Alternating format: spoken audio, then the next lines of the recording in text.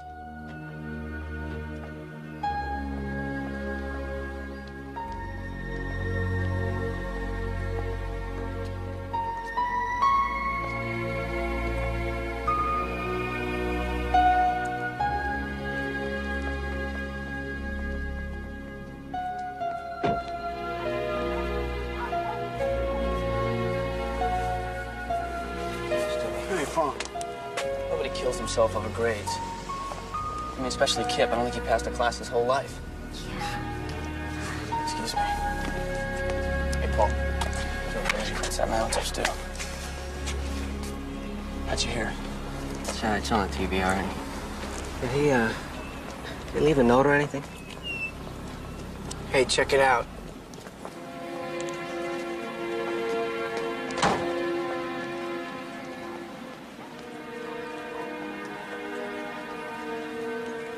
She has some nerve coming around here. How you doing? You believe her showing her face around here? Believe it? Yeah, I believe it. It's the first thing today that's made any sense.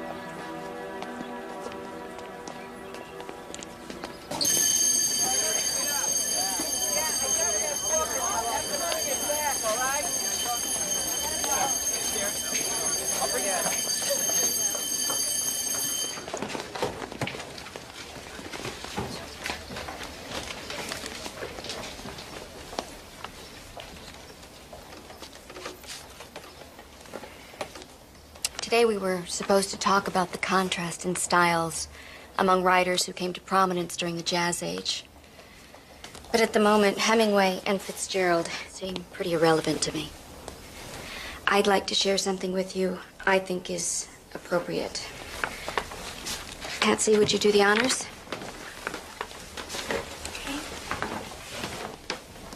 The Buck in the Snow by Edna St. Vincent Millay. How strange a thing is death, bringing to his knees, bringing to his antlers the buck in the snow. How strange a thing. Could I see a moment, please? Go on. How strange a thing, a mile away by now. Right, may I help? Miss Gill. Mrs. Gill, yes. I'm Detective Morse, San Diego PD. I just need to talk to you a couple minutes. Well, that when you're through here, I'd like to see my office, please. Have a seat, please. Ma'am, I'm doing some follow-up on the death of Kip Bauschmeyer. I understand you were one of his teachers. Yes. As a matter of fact, I would have had him this period for junior English. You ever been to his house? The night he died? What about before that? You ever visit Kip at home prior to his death? Yes, I have. Was your husband aware of this? Look, maybe you better tell me what this is about.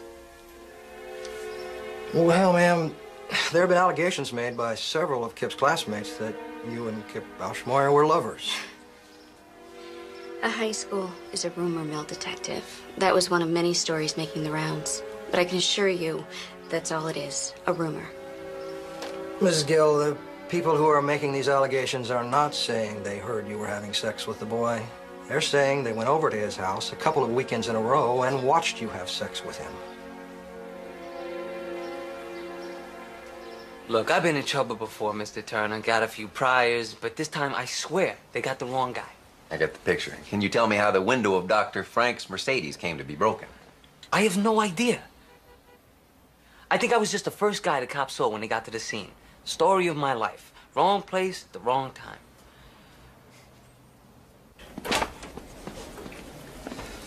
I'll call the DA's office, see what they're offering. Well, you got my number, right? I'll be in touch. Everyone's entitled to a defense, Doreen. Oh, I need you to hold down the fort for a couple hours. I'm having my boat painted. I want to be there when they take her out of the water. Wait. Roger Gill just called. He wants some representation for his wife. Who? Honestly, Owen, you really should start reading the paper again.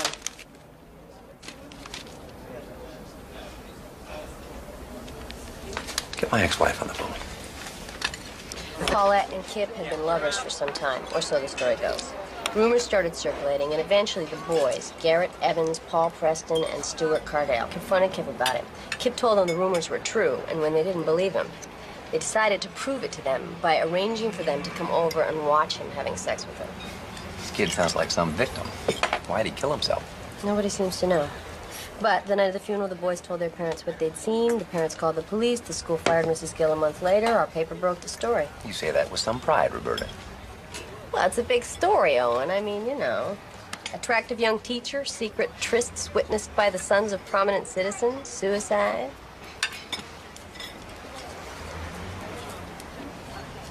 Why the sudden interest? Oh, I don't know. I suppose I like a good scandal as much as the next guy. No, you don't. You're her lawyer, aren't you? Well, it's not 100% yet. I'm meeting her and her husband tonight. Well, when they're ready to do an interview, I want to be your first call. I'm not your ex-wife for nothing. Well, I hate to burst your bubble, but I have a feeling this one's going to get settled quick. Are you sure about that? We hear some pretty important people have an interest in seeing this go all the way. Like who? You know, Kip is from Briarcliff. The people out there have a lot of political pull. I'm sure the district attorney's office will put up a big show of outrage, but at the end of the day, this is a rape case where the victim can't testify and the accused is a 28-year-old female. They have bigger fish to fry. Of course, the press thinks she did it. Well, I suppose we do. I mean, the boys all passed polygraphs, you know? Besides, why would anyone make up a story like that? I've had the car a long time, but she's got real low mileage. I can't interest you in a trade-in. No. We don't need two cars. Besides, my wife can't drive a stick. Well, she looks real clean. Tell you what, I'll grab my jacket, we'll take her for a spin. We got to be at the lawyer's at 5. You represented a guy at work on a DWI. This guy said he was definitely over the limit, but somehow Owen Turner got the whole thing thrown out of court. What? The guy recognized me. You want to blow him off? We'll take the car down somewhere else and sell it. No, what I really want is for you not to sell the car. Why don't we meet with this lawyer first and see how much it's going to be? I already asked. It's $5,000 just to walk through the doors. You ready to go, Mr. Gill? Paulette, the car doesn't mean anything to me. I know that's not true. I'll be right back.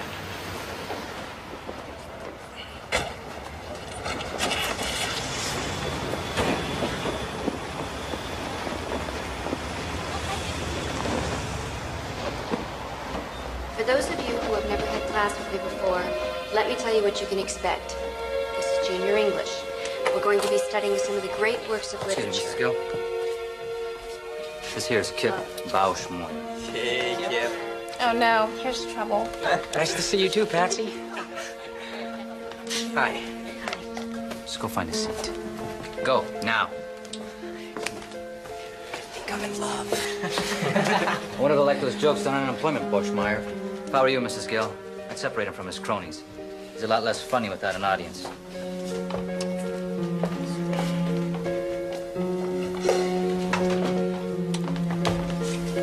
Where are you going? You want me to move, right? I was just explaining my philosophy of teaching, Kip, and part of it is that every kid that walks through that door starts off with an A. That means that at this moment, you're one of my best students.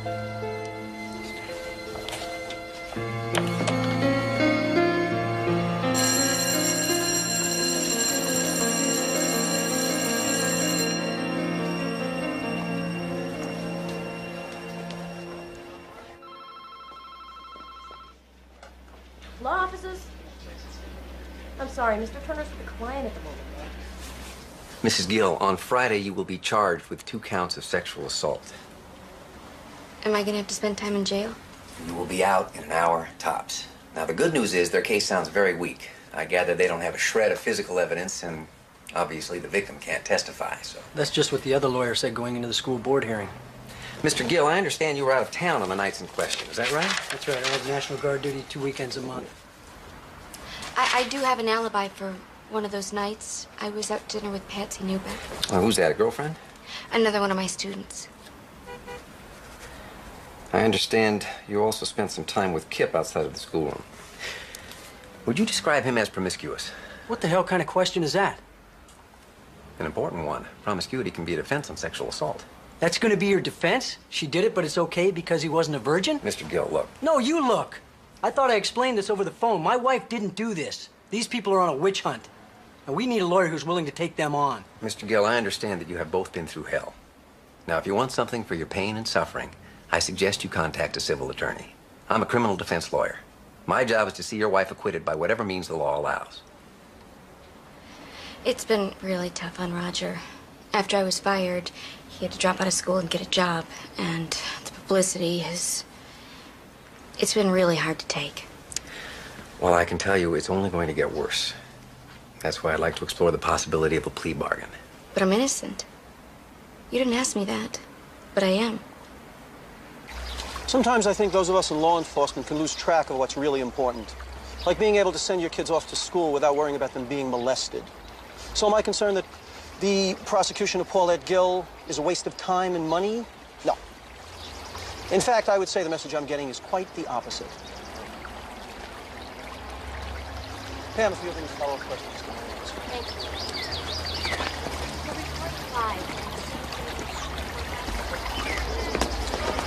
you. Owen, do you know Earl Cleaver? He heads our sex crimes division. By reputation. Your reputation precedes you also, Mr. Turner.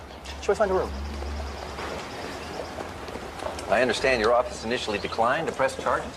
Only because of the difficulties associated with prosecuting without Kip's testimony. Since then, new evidence has surfaced that convinced us that this prosecution was warranted.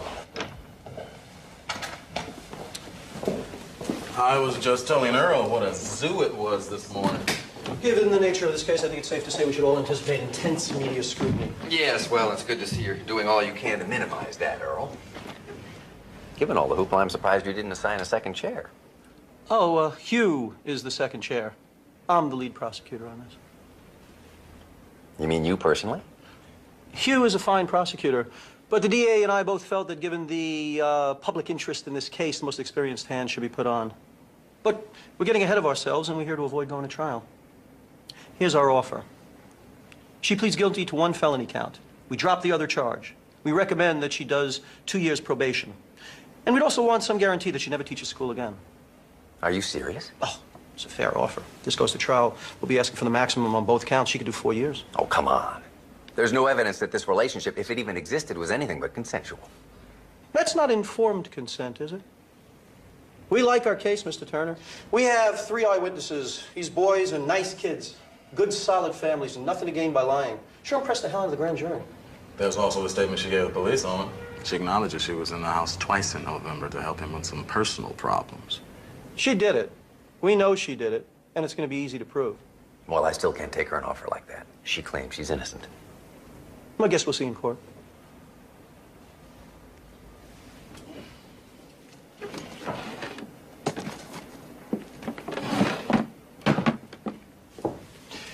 Is he any good? He was outstanding. Hasn't had a lot of trial work, though, lately. Burnt out?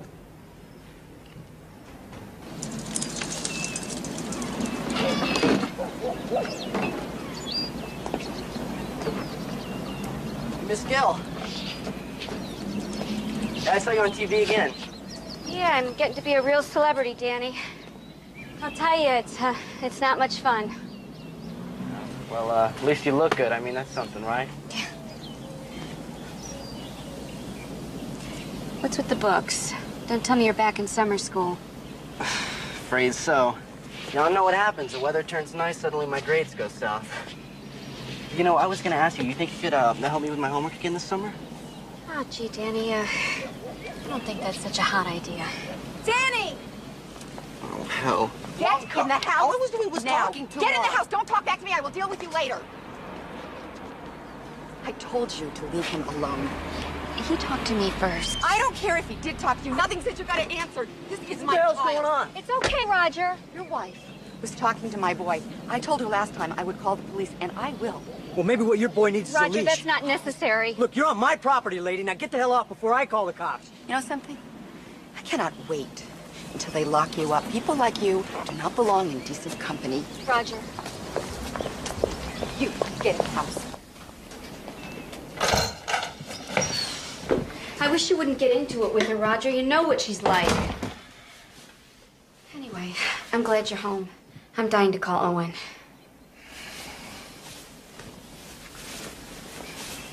Trial starts in 8 weeks. You called him? That's right. I knew he wasn't gonna be able to make any deals. I figured I'd spare you the grief.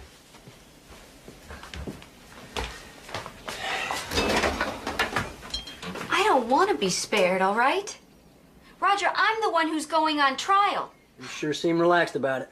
What is that supposed to mean? Well, you're talking to Danny again. Despite what his mother told you, despite what I told you, you're talking to him again. Well, he initiated it. The law says he can't initiate anything, Paulette. The law says that you're the adult. Whatever happens is your fault. I'm not going to stop being a human being because of what somebody might think. All right, have it your way, Paulette. Just remember those people whose opinions you're so blithely dismissing? That's who's going to be sitting in that jury box.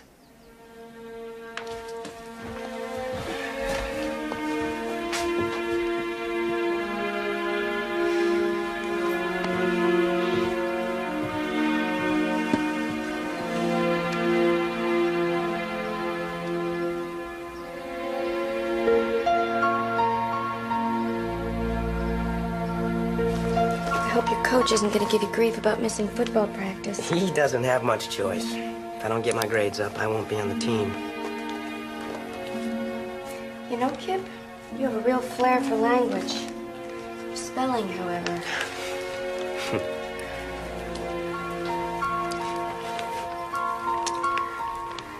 I'm usually getting off of practice about this time. Noticed you're always still here. A lot of kids need extra help this term. Your husband doesn't mind? I mean, if I were married to a woman who looked like you, I'd want you home. Not hanging out with a bunch of jerky teenagers. Roger's in grad school. He spends most of his nights at the library. You know, Kip, I encourage you guys to say whatever's on your mind. But I think some things should be off limits. I'm sorry, Mrs. Gill. I meant it as a compliment, really. I'm still your teacher, and I'm a married woman. Don't compliment me too much.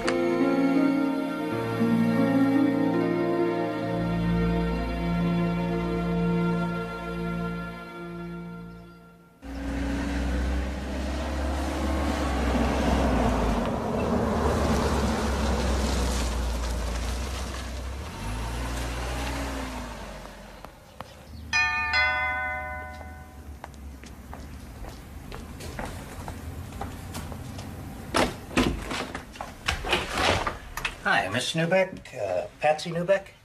Yeah? My name is Fred Cobb. I'm an investigator working for Paulette Gill.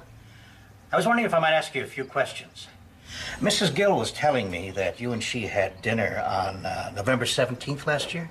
We had dinner together lots of nights. There's not one that really sticks out. Sorry. Miss Newbeck, Mrs. Gill also told me that when she was fired, you went to the school principal and told him that these boys had to be lying. You think we could talk a little bit about that? All right. I'll come in for a moment. Thank you. Maria, por favor. Look, it's true that I went to the principal, but just to say that I didn't believe these guys. I never said that I had any first-hand information about what they might or might not have seen. But you did have dinner with her on one of the nights in question? I might have. I just don't remember. I'm sorry, Mr. Cobb. I don't think I'm going to be of much help. What's going on here? Who are you? Fred Cobb. Mr. Newbeck, is it? He's a private investigator for Paulette, Daddy. I think you'd better go. You have no business sneaking around the neighborhood trying to catch people off guard. But I invited him in. Stay out of this. My attorney is Buddy Reston of Reston and Myers. Yeah, write that down. You have any more questions for my daughter, you give him a call. Oh, and thanks for your time, Miss Newbeck.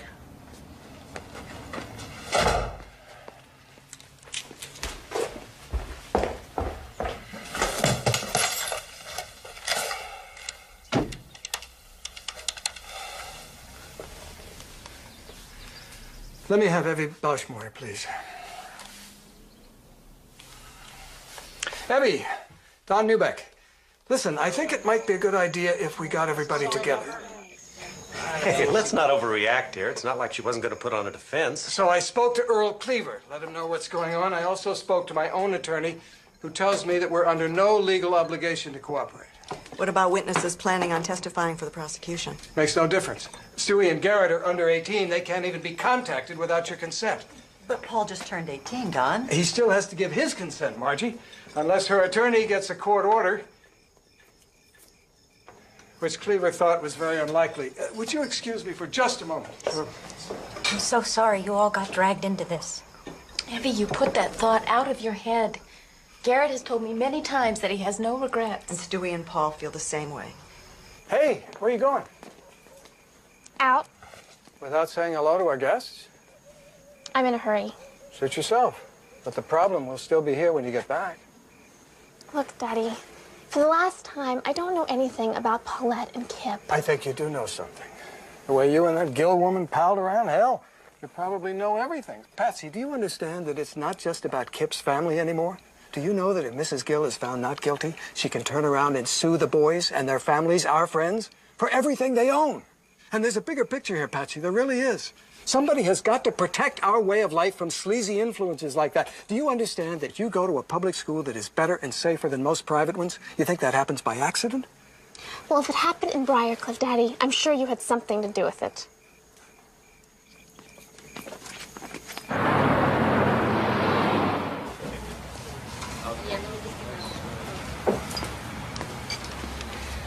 Owen? Hey, Fredo. How'd it go this week? Same as last. Must have talked to about 24 kids, some of the teachers, too. Nobody knows anything. Did you get through the DA's file yet? Almost. And I'll tell you, they're not having the same trouble we are. I've defended murderers who didn't have as many people saying bad things about them. Mrs. Gill frequently wore tight-fitting sweaters to school where you could see her nipples. Mrs. Gill had parties for students in her home where she served margaritas. Mrs. Gill gave Kip BD.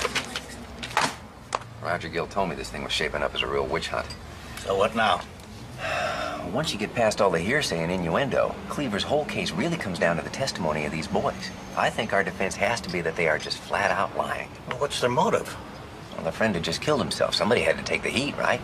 Yeah, these boys are real Eagle Scouts, Owen. Even if they were looking for a scapegoat, it's hard to believe they'd commit perjury to do it. Kip died on Thursday. His funeral was on Monday. That gave him 3 days to cook this thing up. From now on, I want you to see what you can find out about where they were that weekend.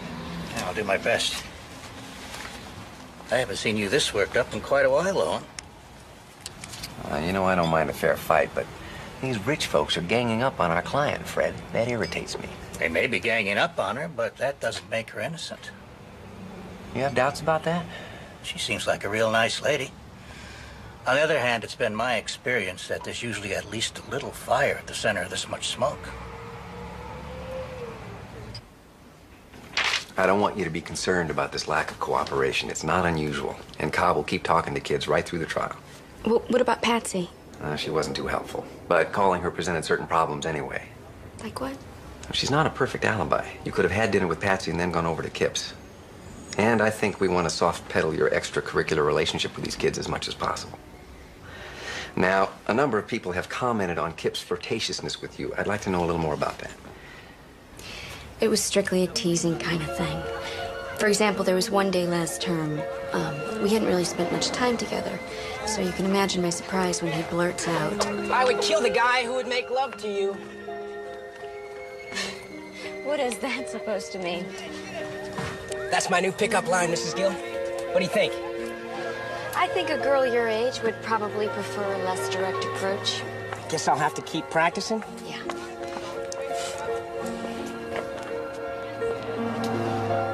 You never reported this behavior to anyone? If I reported every boy for every comment he'd made, I would have spent half my time in the detention office. I understand. But subsequently, you went to his home alone in the evening. Now, the prosecution can argue that you were responding to a sexual invitation from him. What nobody has mentioned yet is that there was another side to Kip. When he was alone with me, he was completely different.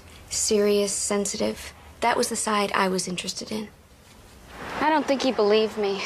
It's not his job to believe you. That pickup line business, you never told me about that either. You never told me he said anything that overt. Didn't I? No? I guess I was just embarrassed. I'm sorry.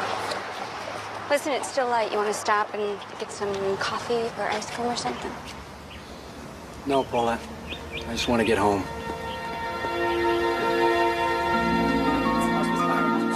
This is Jake McGee here at the San Diego County Courthouse, where the crowd is building on this the first day of Paulette Gill's sex trial. The doors of the courthouse will soon be opening. This is Mary Kay Andrade reporting live from the San Diego County Courthouse. This is Joe Friedman. Okay, here's a sound check. On this, the first day of the sensational Paulette Gill sexual assault trial.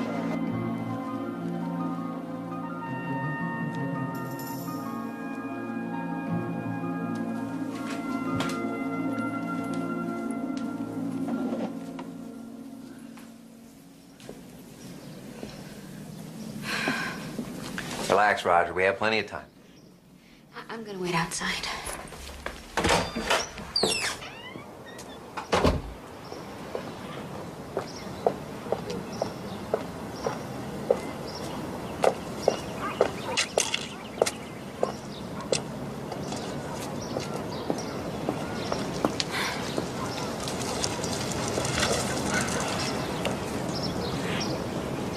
So today's big day, huh? Yeah, we'll be leaving for court soon. Good luck. Thank you.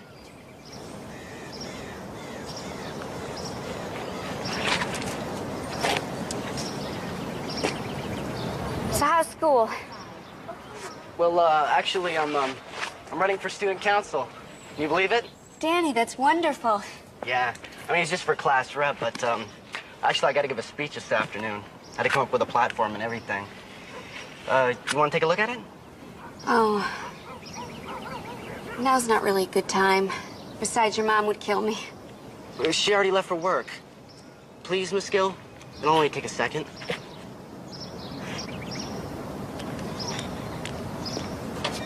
It's great. That may be too long, though. Oh, I like this.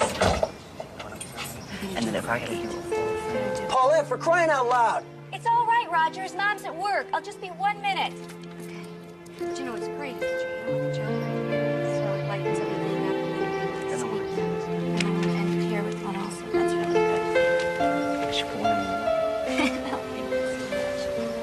good. Kids really respond to her, huh? Oh, yeah. My wife loves teaching Owen. She's got a real gift for it.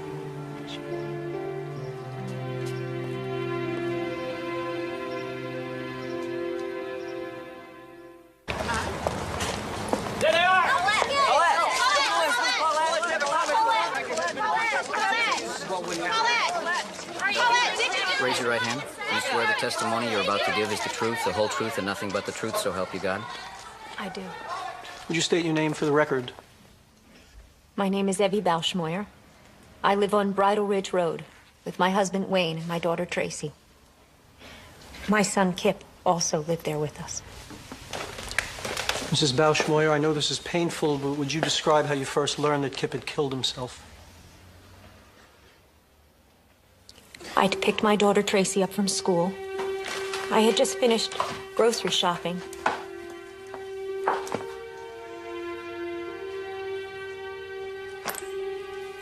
Tracy? Is your brother in his room? That boy skipped school again. I don't know what I'm gonna do. Tracy? Tracy?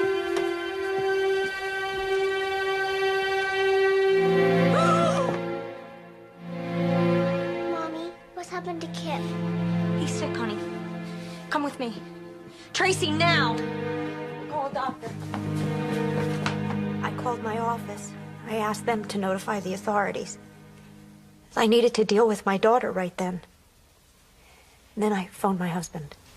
Shortly after this, people began to arrive? Yes. By then, it had been on the news. Did you see the defendant, Paulette Gill, at your house that night? Yes, I did. And at Kip's funeral the following Monday, did you see her there too? Not at the funeral, no. But afterwards, there was an open house. I'm Paulette Gill, Mrs. Bauschmoyer. I had Kip for English. Well, thank you for coming. I know Kip wasn't very popular with his teachers. Well, maybe that's because they didn't really know him. I can tell you he was very special to me. She told you he was very special to her? That's what she said. No further questions.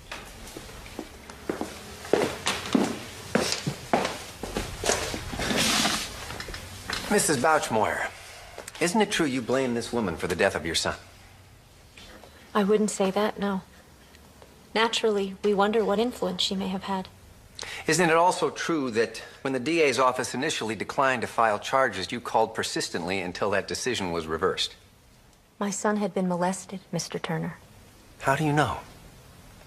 I have the word of people I trust. Plus, my own impressions of her conduct at the open house.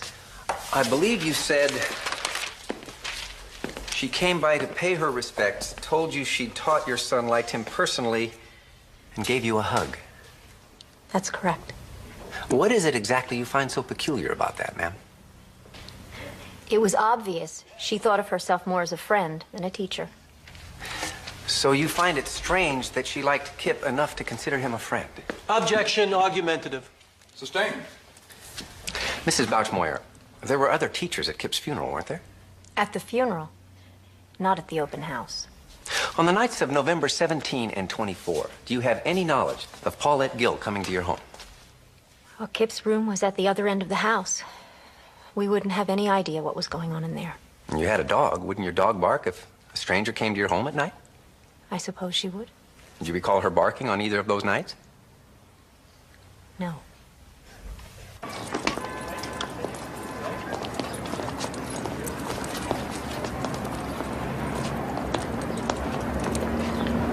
You think they'd at least send someone out to let us know what's going on, you know?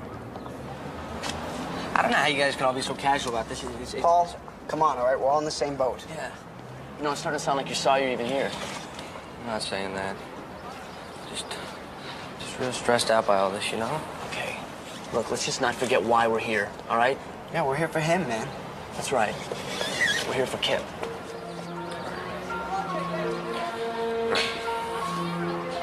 Come on. I don't believe it, not for a second. You saw how she was with me just now. The same way in class, always looking at me. Ask Paul. She's like that with everybody. No, she's Right. not. Look, I knew she was interested in me from the beginning. One night I hit on her, and she's like, oh no, I'm a teacher and I'm married. So I figured I was wrong. Then a few weeks later, she asked me to go have coffee with her. Starts telling me about how her husband doesn't understand her. That was a month ago, boys. I've been having her ever since. Come on. Look, I know it's hard to believe, Well, but it's impossible to believe. Wait a minute. Wait a minute. This time, you gotta put your money where your mouth is. I'm looking for Leland Gruen. Yeah, who are you? Name's Fred Cobb. I'm a private investigator working on the Paulette Gill case. You Mr. Groom? Yeah, that's me, but I don't know what I could tell you because I only went to school there for about a year. Okay, thanks. Say, how'd you happen to come talk to me? Mrs. Gill gave me a list of students she thought might have something good to say about her. Mrs. Gill was all right to me. She tried to get me to stay in school. I wouldn't want to testify or anything.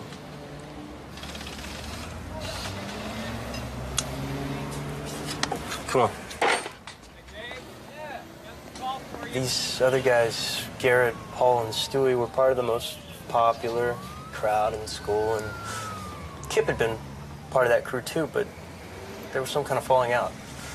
And it was around this time that we all started hearing rumors about him and Mrs. Gill. Then Kip kills himself. And all I know is that the night after Kip died, Garrett, Paul, and Stewie and a bunch of other kids went out to the ice house The ice house.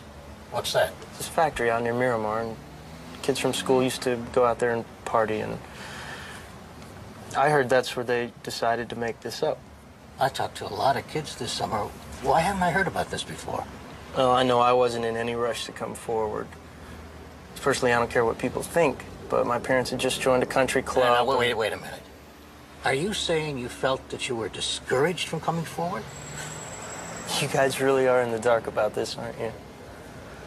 Kip's family and the families of the other three, they've had their own investigation going on since last year. And in Briarcliff, the word's out. You're either with them or against them. I honestly don't see any grounds for delay, Mr. Turner.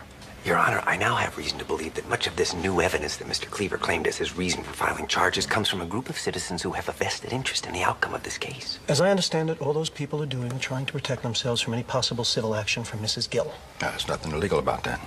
And I hardly think the existence of this one boy proves widespread coercion, Mr. Turner. Your Honor, this one boy's statement alone raises questions about the credibility of the rest of the boys who are going to be testifying here. What possible reason could I have for filing charges if I had any questions about their credibility? Well, it got Evie Bauschmeyer off your back, didn't it, Earl? The way I figure it, this trial's a win-win proposition for you. My job is simple. I look at the evidence and I look at the statute. If I get a match, I prosecute. Your request for continuance is denied. The only thing that's relevant here is where the defendant was on the nights of November 17th and 24th. And that's what we're going to find out right now. Proceed with your witness.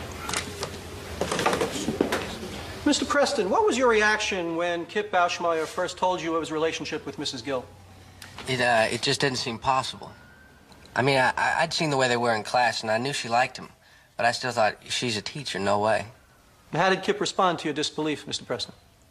He said, I guess I'm just going to have to prove it to you then. Let's talk about the weekend of November 17th. You and Garrett had been over there during the day? Yes, sir. Kip told us that she was coming over that night and asked if we would go help set up his room so that we could see. And what were some of these preparations? His window was kind of high up, so we had to stack some paving stones to stand on. And he had these curtains that we had to rig so that we could see better. And what happened after you finished setting up his room, Paul? We went home. And then later I picked Garrett up and we drove back over to Kip's. I knew what kind of car Mrs. Gill drove because I'd seen it a bunch of times at school. It was parked right where Kip had said it would be. Now, at this point, we're thinking maybe she's just over there talking to him, right? But on the way up to the house, I started to get cold feet.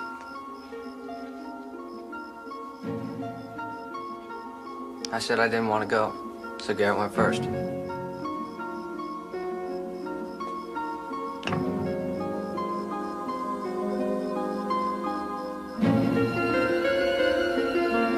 I was scared we'd be caught. And then after a minute, he comes back and he says, somebody's about to do something to somebody.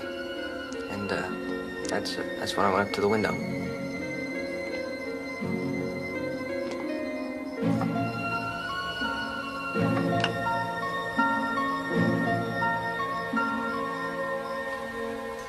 When you first looked through the window, what did you observe, Paul? Exactly. I saw my best friend, Kip Bauschmeyer, and my teacher, Mrs. Gill, having sex.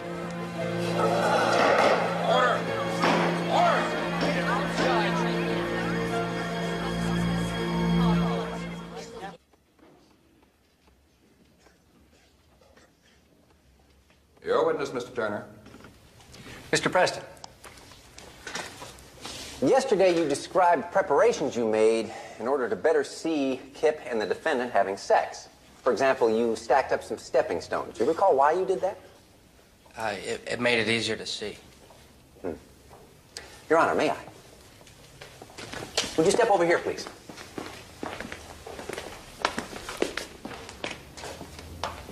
Right here. Now, I want you to imagine that the jury box is Kip's bed. Earlier, some photos were introduced indicating that the bedroom window is 5 feet from the base of the house. How tall are you, Paul? I'm 5'10". 5'10". Now, I want you to look at the jury while I measure out 5 feet.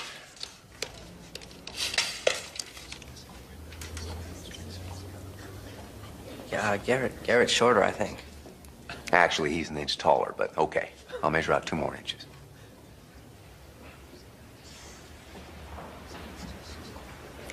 I'd like the record to reflect that I measured out 5 feet 2 inches, and yet Mr. Preston can still see the jury easily over the top. Can't you? Yes, sir. Thank you. You can sit back down.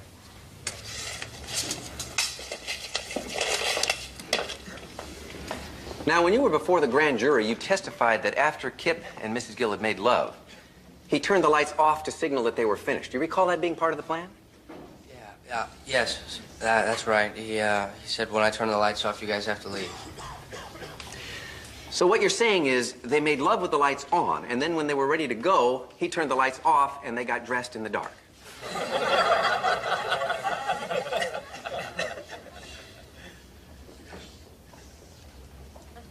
Yeah, well, maybe a lot of the stuff we did wasn't necessary, but it's not like any of us had any experience with this kind of thing. That'd be one explanation. Another might be that you guys made up the story and then never got around to going over to Kip's house to see if it checked out. That's not true. And we never discussed this among ourselves until after we gave our statements to the school. Have you ever heard of a place called the Ice House, Mr. Preston? Yeah, I've heard of it. It's a place kids from school used to hang out sometimes. And weren't you hanging out there the weekend after Kip died, along with Garrett Evans, Stuart Cardell, and several others? Yeah. Yes, sir. I suppose we were. Yeah. And Kip had just committed suicide, and yet the subject of what you had all witnessed between Kip and Paulette Gill never came up. Is that your testimony, Mr. Preston?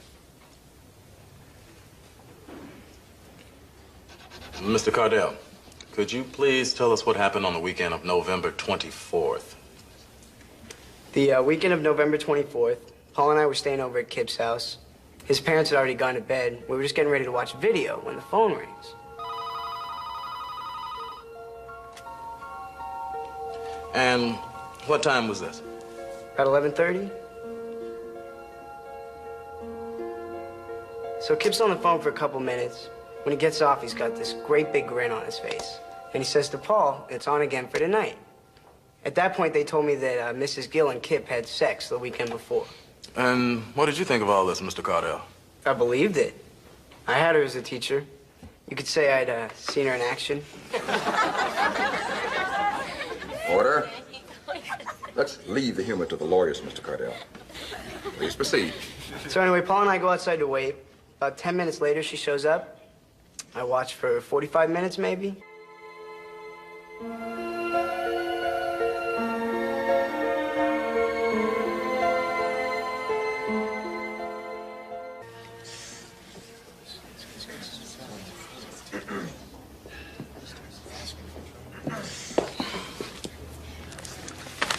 Now, how was Mrs. Gill as a teacher? She was okay. She actually went out of her way to give you a lot of extra help, didn't she? Yeah. Did she ever make any sexual overtures to you? No. So when you say that her actions contributed to your conclusion that Kip and Paul were telling the truth, what are you talking about? It was just a feeling I got. After Mrs. Gill left, did you guys talk about what had just happened? You know, I don't think we ever really talked about it until after we gave our statements to the school. You mean even at Kip's funeral? And when you were all together the night he died, you didn't talk about it? I don't believe so. What about when you were all out at the Ice House, Mr. Cardell? No. But you were out at the ice house together, weren't you? He's killing us with this ice house business. Yeah, we were there. No further questions. Let's hold Garrett back for now. I want to interview him again. I want you to call Don Newbeck, tell him it's time to fish or cut bait. Got it. Any redirect, Mr. Cleaver? Sorry, Your Honor. In view of the hour, Your Honor, the state requests a recess until tomorrow.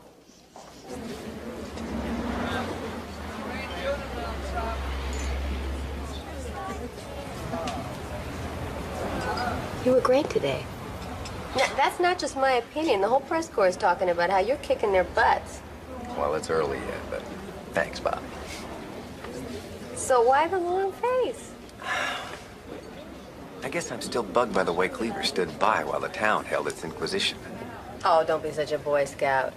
The people in Briarcliff want justice, and if they're in a position to pull some strings, I say more power to them. That's just how the system operates. Yeah, well, may I remind you, you and I are part of the system. Yeah, and I've seen you work that system plenty to put some really awful people back on the street. Yeah. Who always says winning is all that matters? The first day I went to pick them up for court, the boy across the street came over to ask Paulette's help for a project at school. I mean, here she was about to enter the arena, yet she was willing to take the time to help some kid with his homework. That's when I knew. This woman cares too much about teaching to get involved in anything like this. I think you're being a little naive about her. I mean, even nice people can rationalize almost anything in the name of passion. Look at us.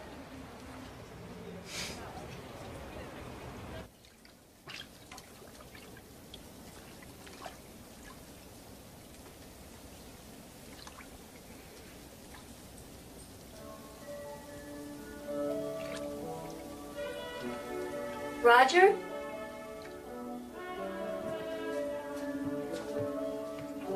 Roger?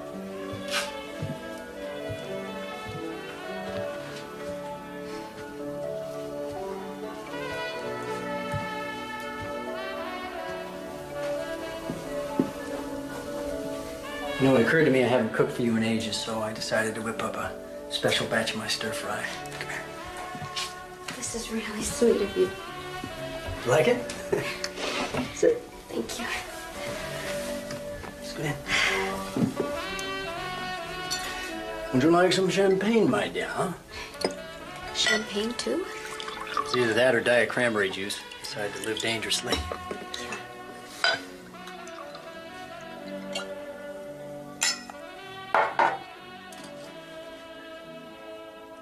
I really appreciate the thought. But I don't think I could get down a bite of food. Well, maybe what you need is to work up a little appetite. Huh? Come here. You look beautiful.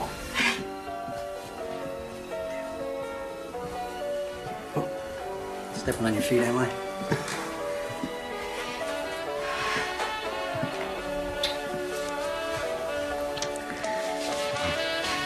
I don't feel very attractive right now. Oh, you are, believe me.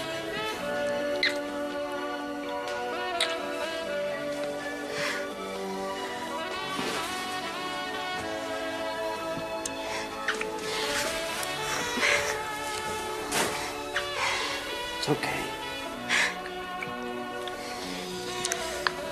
I'm really not up for this right now. Roger, please. Please be patient with me.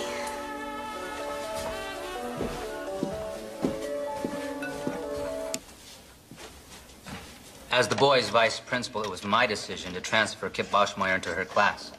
And Miss Gill ran a somewhat informal classroom, but I thought the boy might do better in that environment. Did he? At first he did. But then I kept hearing that she was keeping him after class a couple times every week. Objection! Your Honor, this is blatantly misleading. There is no offer of proof that anything but studying went on at these after-school sessions. Let me see you two lawyers up here right now.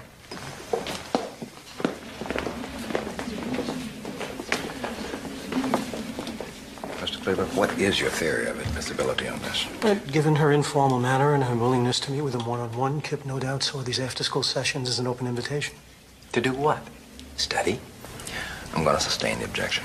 As long as we're here, Your Honor, it's my understanding that the testimony of the next three witnesses goes exclusively to the issue of whether or not Mrs. Gill's attire in school was too provocative.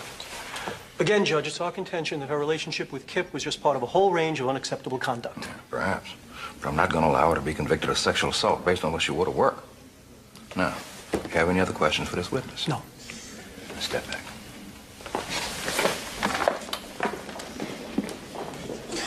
Mr. Garcia, you're excused. Thank you.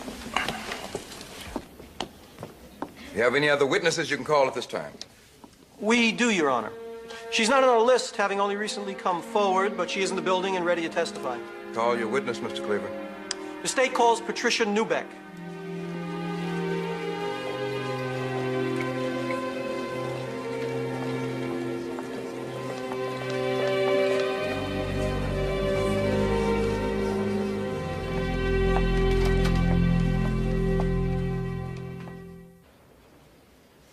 Please proceed. Miss Newbeck, your relationship with the defendant was more than the usual teacher-student relationship, wasn't it? We were also close friends, yeah. How did your friendship come about? At first, it was based on my schoolwork. And then as we discovered we had mutual interests, we started hanging out together outside of school. You mean you would socialize in each other's homes, maybe go out to eat? Yes. I'd like to call your attention to the night of November 17th, 1992. Do you recall where you were between 9 and 11 that night? Paulette and I had dinner at Joy Garden. It's a Chinese restaurant near school. Do you recall the conversation? Yes, I do. You asked my opinion, Patsy, and I'm telling you, I don't think you should be giving Bobby that kind of commitment. We really love each other. Why is it so hard for everybody to understand? I understand. I was in college. I was dating Roger. I was in love. And now here it is a few years later. And people don't always evolve in the same direction. God, Paulette, you and Roger aren't having problems, are you? I love Roger, but I don't think either of us really... She went on to say that since Roger had started grad school, he had gotten totally caught up in his work. She said he was distracted and losing interest in her. And had another complication in the Gill marriage developed at this time? Yes. Paulette told me she might be falling in love with Kip Bauschmeyer. Did she say what those feelings were based on? Kip was crazy about her. He was always interested in everything she had to say. Was it your impression that those feelings had been acted upon? That's how the subject came up. Paulette had a date with Kip that night, and she wanted me to cover for her. If my teacher looked like that, I probably would have killed myself, too. Hey, you know what she said when they caught her? No, what's that? Just cramming for an exam. What are you, crazy? Just two more questions. Would you say you were also close friends with Garrett Evans, Stuart Cardell, or Paul Preston? No, I'm not friends with their group at all. Have you ever been to the Ice House? I don't even know where that is. Thank you. No further questions. Miss Newbeck, you knew Kip Bauschmeyer pretty well, didn't you? Our families were close, yes. Initially, you were one of Mrs. Gill's strongest supporters. You told the school principal, your parents, anyone who would listen, that you thought Paulette Gill was not guilty of these charges. That's true. What prompted you to change your story? Paulette and I were friends, but I felt that what she had done was wrong, so I decided I couldn't support her anymore. When was that? I don't remember exactly. Miss Newbeck, this is a statement you made to the district attorney's office in April of this year. Do you recognize it?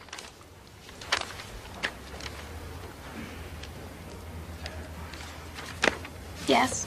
And you told the district attorney's office you had no relevant information, didn't you? Yes. And when my investigator, Mr. Cobb, spoke to you last July and asked you about having dinner with Mrs. Gill, what did you say? I told him I couldn't remember. Miss Newbeck, let me direct your attention again to your April statement. What did you tell the DA was your reason for accepting the interview? Shall I read it to you, Miss Newbeck? I said the only reason I was there was because my father had been bugging me. And the reason he was bugging you was that he didn't believe you when you told him that you thought Paulette Gill was innocent of these charges. And as it turned out, Your father's instinct that you're a liar proved to be correct, didn't it? What's important is that I'm telling the truth now.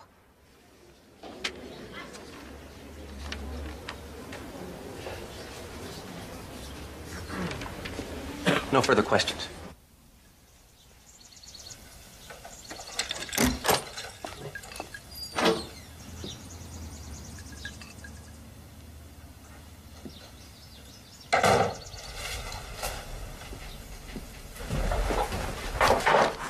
The guy you pushed was a lawyer. Owen got him to not press charges. Oh, that's a load off my mind. Owen also thinks it might be a good idea if you stayed away from the courthouse for a while. Owen thinks, huh? What do you think? That depends on whether you think you can control your temper, Roger. There was no loss of control, Paulette. I saw a chance to defend your honor for the first time since this whole business began. And I took it.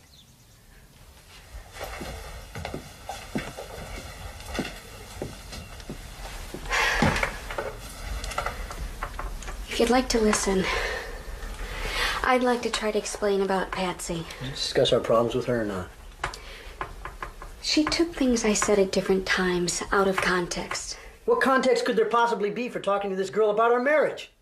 You know, I never liked the way you were with those kids. How accessible you made yourself. But I didn't say anything because I figured that was your call. And because I never dreamed that what you were sharing were intimate details of our family life, Paulette. When kids come to you, asking advice and sharing their secrets, you find yourself responding in kind. Is that such a crime?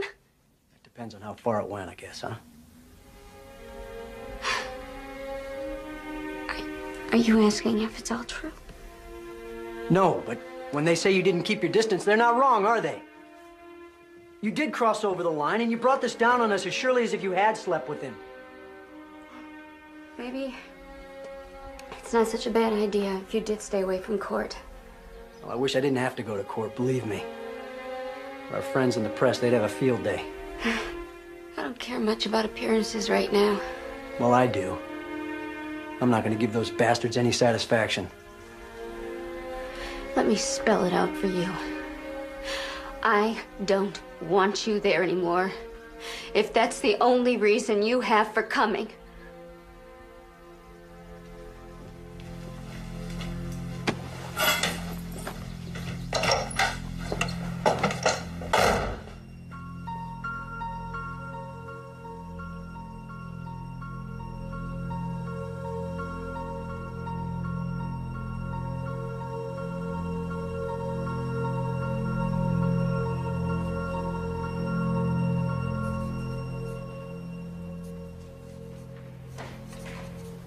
How long did you watch the defendant and Kip having sexual intercourse, Mr. Evans? About a half hour, of which I was at the window maybe 10 minutes altogether.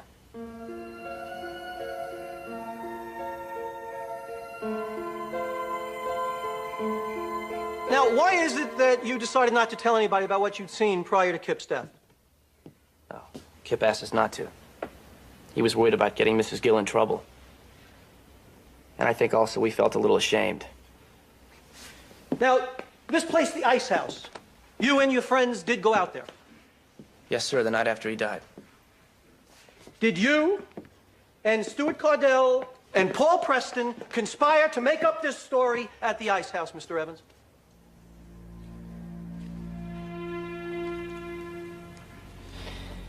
That would have been impossible, sir.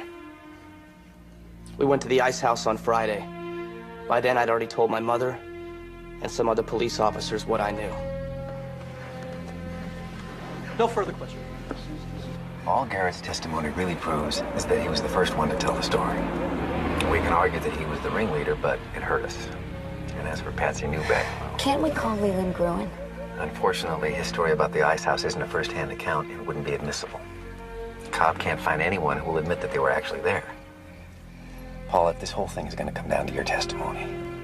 So I want you to really focus on that. When you get up there tomorrow, I want you to tell your story simply and straightforwardly. Do that, and I think the jury will believe you. Will they? You didn't. Maybe I've just defended too many guilty people. But I have to believe that when that jury really looks at you, they'll see what I saw when I finally opened my eyes. An innocent woman falsely accused. Good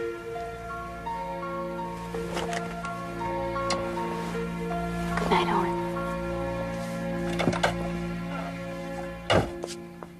Okay, 1:15. Here's the 5-day forecast for Southern California. Mostly clear through this period, except for areas of night and low clouds and fog near the coast. That's what we need again. Lows overnight of 52. Highs expected in the daytime of 72. A little bit warmer inland, of course. And looking ahead now for the next 5 days, we expect temperatures to remain in the mid-70s with some rain likely early next week. We'll be right back after this message.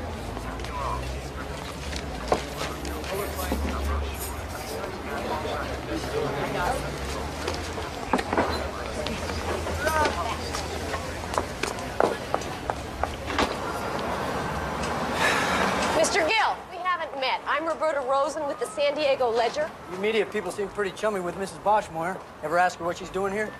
Witnesses aren't allowed in the courtroom, but she comes to the courthouse every day. Ever ask yourself what it means? I think it helps her cope with the loss of her son. I came out here to give you equal time. Yeah, well, our lawyer advised us not to speak with the press. Then you can't complain about the kind of press you're getting, can you? And that's it, huh? You think saying that absolves you of responsibility? You think there's some questions we ought to be asking? How about asking what I'm doing here? Why would I possibly stick by Paulette if there was any truth to these charges? Well, you haven't been sticking by her lately, have you? Your attorney told us you came down with the flu. You seem pretty healthy to me. You know, maybe I haven't handled myself as well as I could have. But I'm not a public figure. I'm just a guy that sells computers. And my wife is a woman whose only plan in life was to get married and raise a family and teach school. Before you make any judgments about us, why don't you ask yourself what your life would look like if it was put under a microscope? I love my wife, Miss Rosen. Excuse me.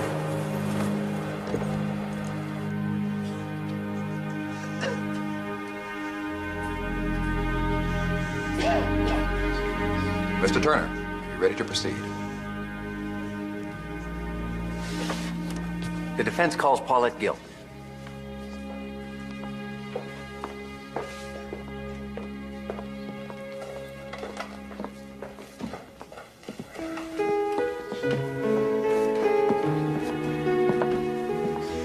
Raise your right hand. Do you swear the testimony you're about to give is the truth, the whole truth, and nothing but the truth, so help you God? I do.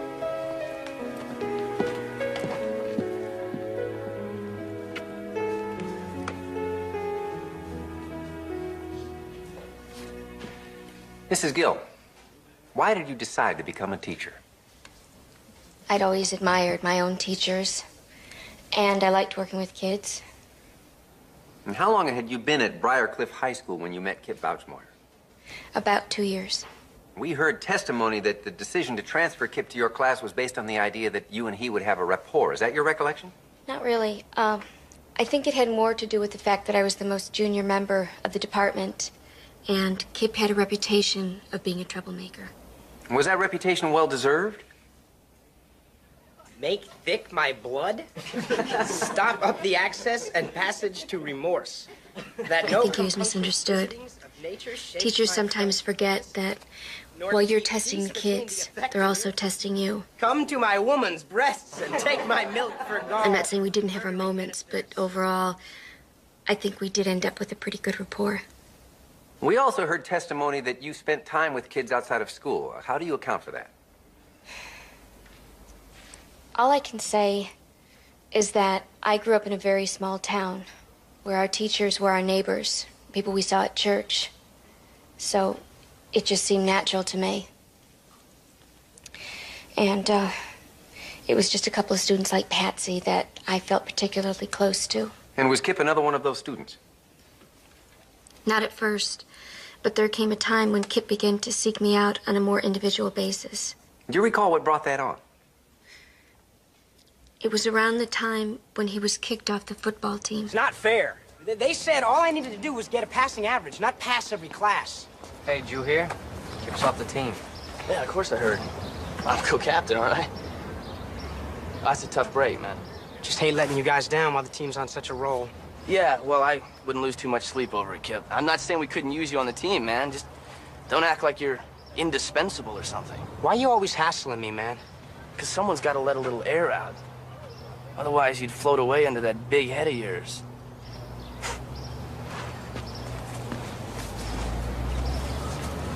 Guys, let's go. Blim said he'd give us a ride.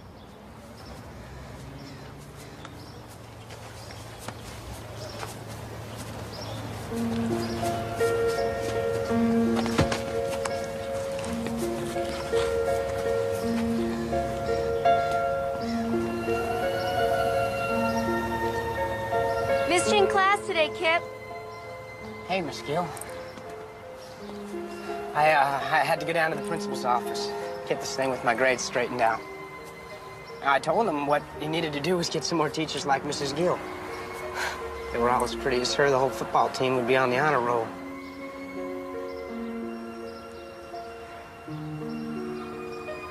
What are you doing right now? And when we were all little, I was the one who could run the fastest or climb the bigger tree. Garrett was just a little squirt, but I always included him. Now it's the other way around. The guy gives me nothing but grief. Well, maybe being co-captain has just gone to his head. No, he's just got it in for me. Stewie and Paul, they go whichever way the wind blows. In my opinion, being kicked off the football team isn't the worst thing that could have happened. You have more going for you than you realize, Kip. Yeah? Like what? Like the side of you I see right now. Your serious side. I like it, and I'd like to see more of it. You know, I never thought I could talk to a teacher like this. After that, he started calling me at home. I hadn't given him my number, but other kids had it, and it was listed. Now, at one point, you did have occasion to go to his home. Would you please tell the jury what prompted that? About a month after we had coffee, Kip called me one evening, very upset. Hello?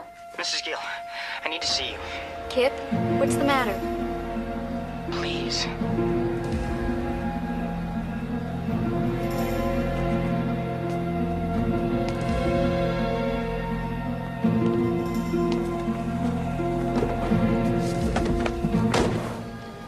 So when they thought my grades were going up, they bought me a car, right? You saw it in the driveway. Then I didn't do too well on my midterms. Now they're gonna take the keys. Do you even have your license yet? That's not the point. I mean, it's just something else for them to hold over my head. Meantime, Paul had a big party. Never even called me. Life's a mess. I don't get a car. Might as well go into exile.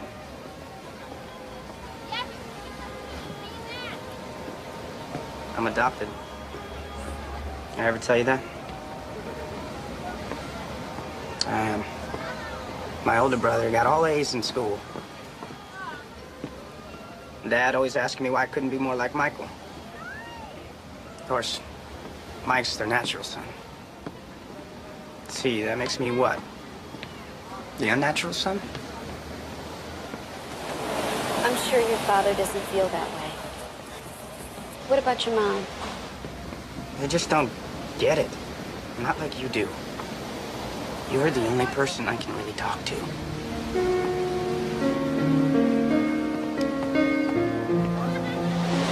All I can tell you, Kip, is that it gets better. Eventually, you'll be out on your own, and the cars, and your parents, and what your friends think will seem pretty unimportant. Just don't know if I can wait till then. Let's talk about January. You began to hear rumors that you and Kip were lovers. What did you make of that? When you're around kids that age, you hear a lot of wild stories. But then somebody told me that Kip himself was the one who had started the rumors. And how did that make you feel? Used? Betrayed? When I asked him about it, of course he denied it. And why didn't you report him to the principal, Mrs. Gill? At the time, I thought if I spoke to him myself, it would put a stop to it. Did it? No. I learned later that he continued to tell his friends that we were sleeping together. Paulette knows you're Until finally there was a confrontation. You say a word to What are you gonna anybody. do, Kip? Hit me? What are you gonna do, Kip? She just called you a liar. You're not gonna let her get away with that, are you? She can say whatever the hell she wants to say. It's true about me and Mrs. Gill. You guys all saw the proof. This is your proof? A pair of women's underwear you could have bought anywhere? Hey! Whoa! Just have that freshly bought look. Now, Gary, don't they? give me those. Gary, Oh, hey! give them to me. Give Give them to me. Give them. Teach his Give them to me. Oh, hey, I'm Gary, open. give me those. Give them to me. Give me them. We always knew you were full of crap anyway.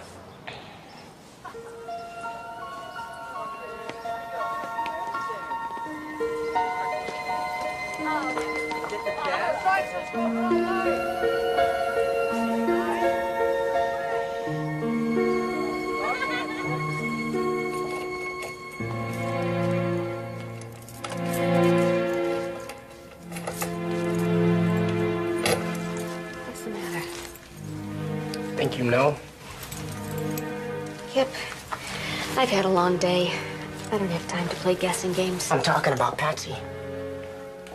She comes up to me today in front of everybody and accuses me of spreading rumors about us. I can't believe you put her up to that. I didn't put her up to it, Kip. You told me you didn't start the rumor. I accept that.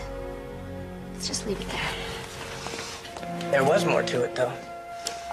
Guess you can't blame people for talking.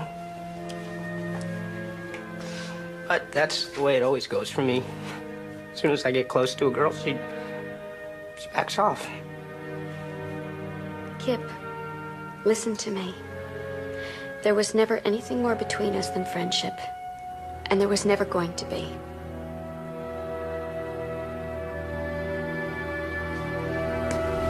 That's great, Miss Gill. Are you saying that I'm not even a little bit special to you? That was the last time that I saw Kip. And 3 days later, he killed himself.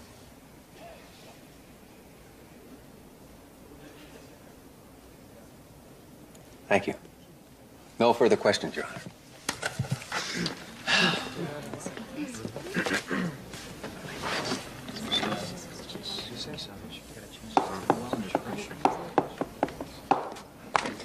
So it's your testimony that you never had sexual relations with Kip Bauschmoyer. Yes, it is. But you do admit to visiting him in his home after hours on 2 occasions. Yes. Oh, it's an interesting coincidence, wouldn't you say? These 3 boys say you went over there twice. You say you went over there twice. Can you account for this similarity in both stories? No, I can't. All I can figure is that maybe Kip told them that I had been over there as part of his proof that we were sleeping together. Do you deny having dinner with Patsy Newbeck on November 17th? Not the way she described it. We had dinner, yes. Oh, I see. So once again, only the sex part is a lie. Your Honor, I think we can all do without Mr. Cleaver's sidebar editorializing. I agree. Watch your tone, Mr. Cleaver. Sorry, Your Honor. Mrs. Gill, about these problems you say you were helping Kip with. You have some training that qualifies you to counsel troubled kids? No special training, no. The school has guidance counselors, don't they? Couldn't you have referred Kip to one of them? Or told his parents that he was having difficulty? Some of his problems had to do with his family, Mr. Cleaver. So no, I didn't think that was appropriate. And when you realized Kip was developing romantic feelings for you, you also declined to tell anyone in authority. Was that because you were afraid of being asked what you'd done to lead him on? Perhaps that was part of it? Because you had led him on? Because women get asked that question a lot. Mrs. Gill, let's talk about the second time you went to visit Kip at his home. I noticed you didn't have much to say about that on direct examination. There wasn't much to tell. It was pretty much the same as the first time. He called me. He sounded upset. I picked him up. We drove around.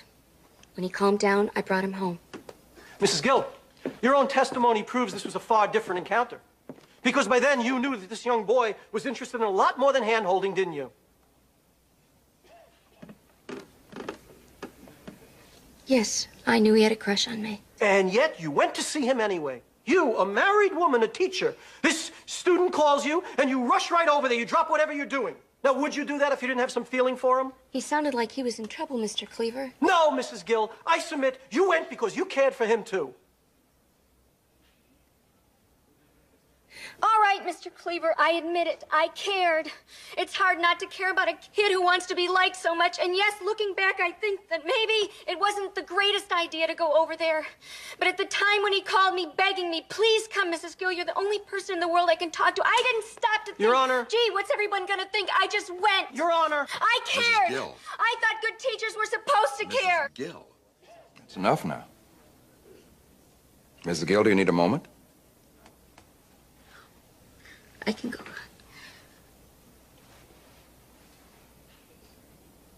Mr. Cleaver. At this time, I have no further questions.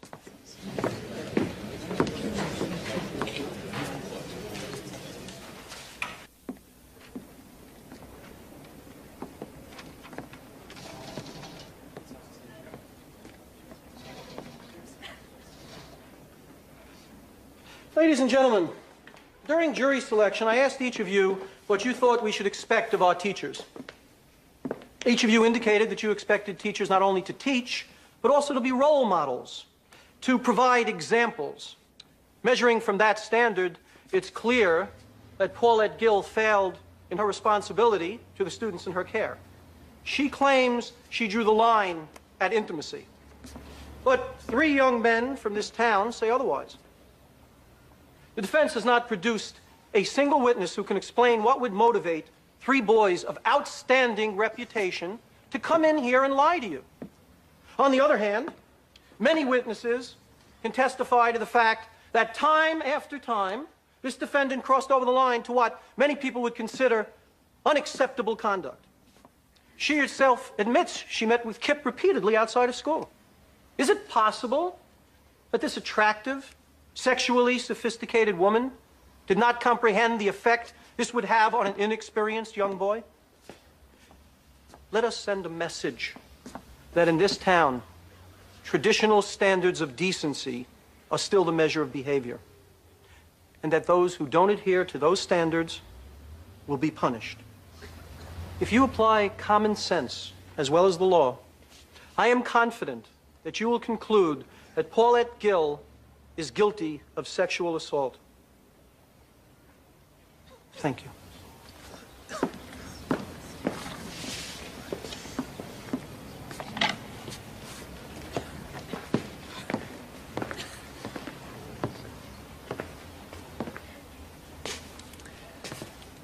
From the beginning, I felt that the most extraordinary thing about this case was that it was being prosecuted at all.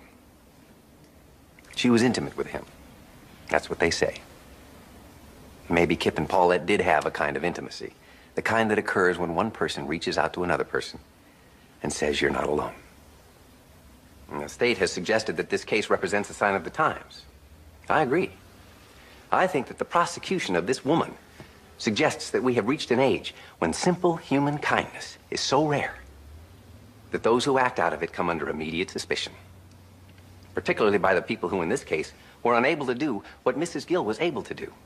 Reach this boy. And it is my opinion that they want to blame her for his death because their only alternative is to blame themselves. As to why these young men lied, I can only speculate. Maybe in the wake of Kip's death, they honestly wondered if there wasn't something to his story after all. Maybe they felt guilty. And if the price of easing that guilt was the reputation of this teacher, this outsider, well, so be it. Remember, folks, they could not have foreseen it would come to this. They simply told their parents, who called the police, who informed the school.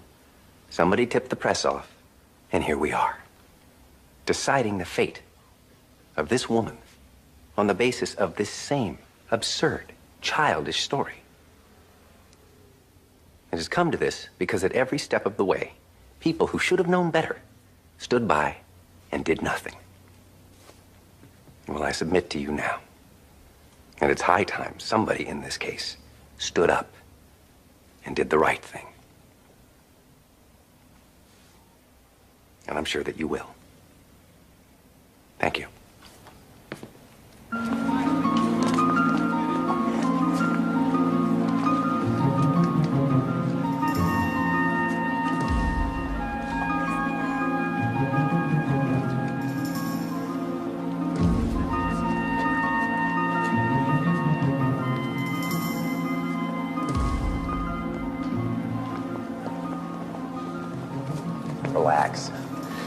2 weeks of testimony to go over. I'll be very surprised if we hear anything before tomorrow.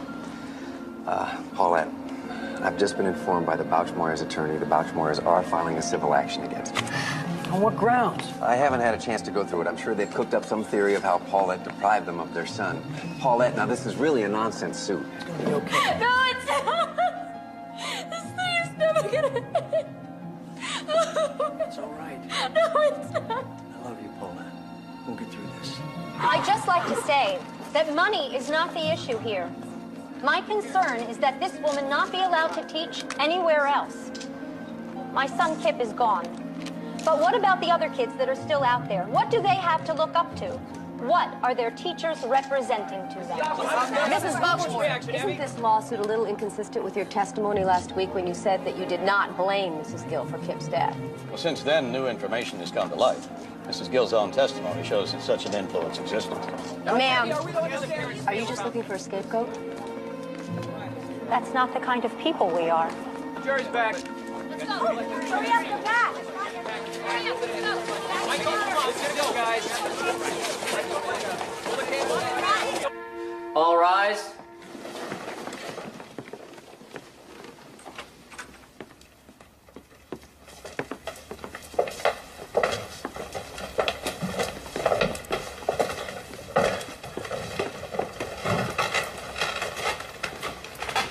Be seated.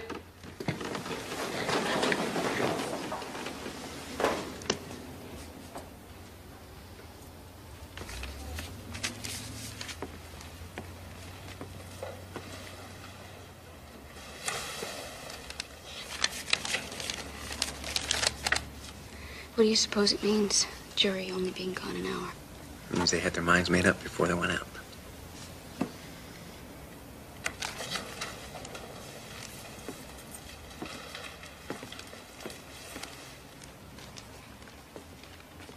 Will the defendant please rise?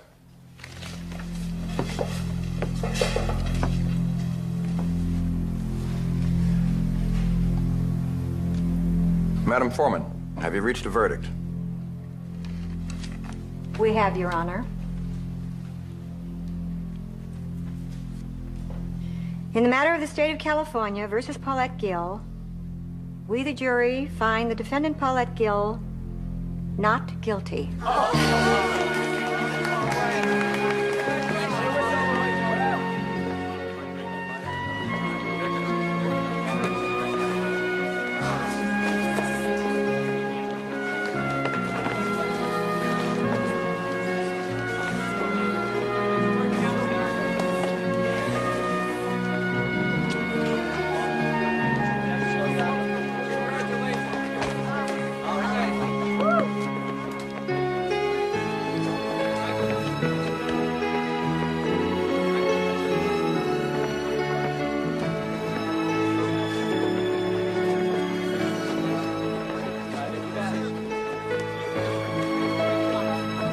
All I can say is the jury has spoken and we accept their decision. Now, you'll have to excuse me.